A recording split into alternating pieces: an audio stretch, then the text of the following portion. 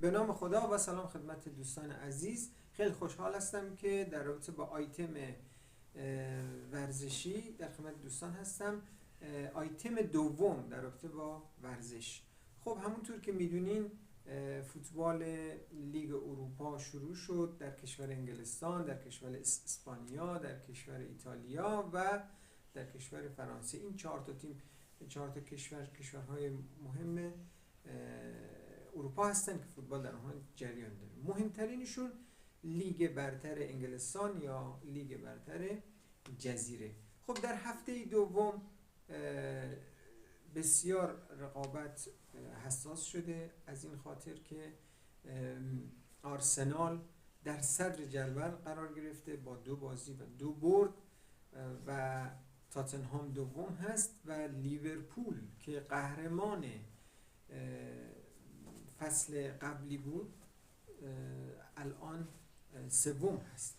بسیار رقابت تنگاتنگه و یک شنبه 9 شهریور لیورپول با آرسنال مسابقه داره. یعنی تیمی که در فصل قبلی اول شده بود با اقتدار و آرسنال که در فصل پیش دوم شده بود، حالا آرسنال اوله و لیورپول سومه در همین هفته دوم و در همین هفته سوم این دو تیم برابر همدیگر قرار میگیرن. شاید جنگ بر سر صدر جدول باشه و تیم چهارم هم تیم محبوب من چلسی هست.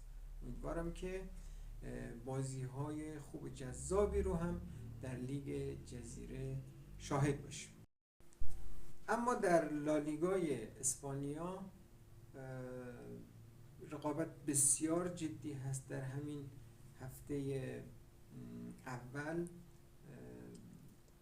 ویارال اول شده، بارسلونا دومه و رئال مادرید سوم. خب رقابت اصلی بین بارسلونا و رئال مادرید هست. این تقابل با هم و این نزدیکی امتیازات نشون میده که هر دو تیم در این فصل عزمشون جزمه تا صدر جدول رو کسب کنن و فاصله خودشون رو با هم بیشتر کنن. اتلتیکو مادرید هم تیم خوبیه و اون هم جزء مدعیان میتونه باشه. در لالیگا اسپانیا تیم های مدعی و قوی بسیار زیادی هست، ولی الان در اول فصلیم و چیزی مشخص نیست. فعلا در هفته اول لیگ اسپانیا ترتیبش به این صورت هست که ویارال، بارسلونا و رئال مادرید.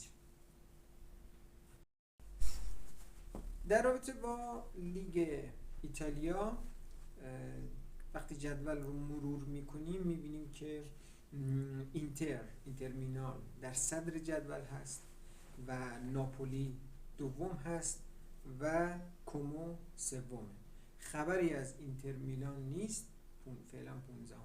باز هم در هفته های اول و هفته های آغازین مشخص نیست، ولی اینتر بازم صدر جدوله و شاید بتونه خودش رو در صدر جدول حفظ بکنه. در رابطه با پیشبینی های مسابقات مهم لیگ اروپا که خود من پیش بینی کردم، رتبه خوبی آوردم، امتیازم شد مثلا 67. مثلا بازی بایرن مونیخ و لایپزیگ رو من برد بایرن رو حد زده بودم که درست در اومد. پاریس سن ژرمن و آنژه اینم پیش بینیم درست در اومد. وست هم و چلسی پیش بینیم درست در اومد. چلسی با برد 5-1 وست هم رو برد. منچستر سیتی و تاتنهام اینجا پیش بینیم اشتباه در اومد. من منچستر سیتی رو برنده حد زده بودم ولی تاتنهام 2-0 برنده شد. لورکوزن و هوفنهایم هم پیش بینیم اشتباه در اومد. هوفنهایم برد 2-1 و من فکر میکردم لورکوزن میبره.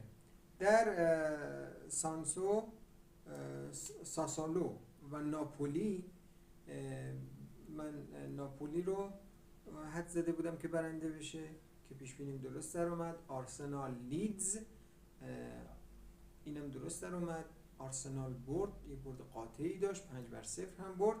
میلان کرومونوزه که اینجا پیش بینیم اشتباه در اومد و میلان به طور ناباورانه بازی رو واگذار کرد و کرومونوزه 2-1 برد.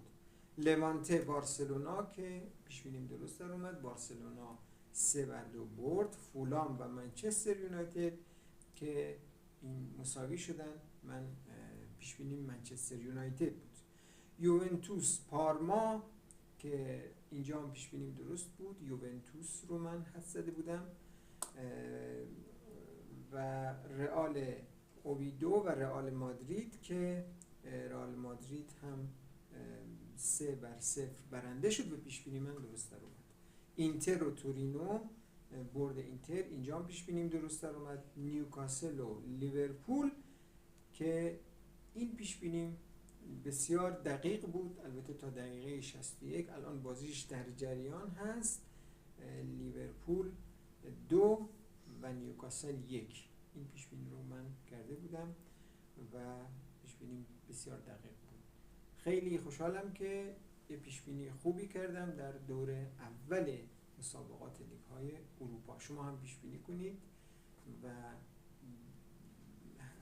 در دوره های بعدی ارزیابی کنید که چقدر پیش بینیتون درسته. این پیش بینی به شما کمک میکنه که ببینید و بدونید که چقدر درکی از تیم‌ها دارید و اگر پیش بینی‌هاتون بالا باشه نشون میده که شما واقعا دارین با دقت و خیلی کارشناسانه فوتبال رو دنبال میکنید. موفق و پیروز باشید، ورزش کنید و ورزشکار باشید.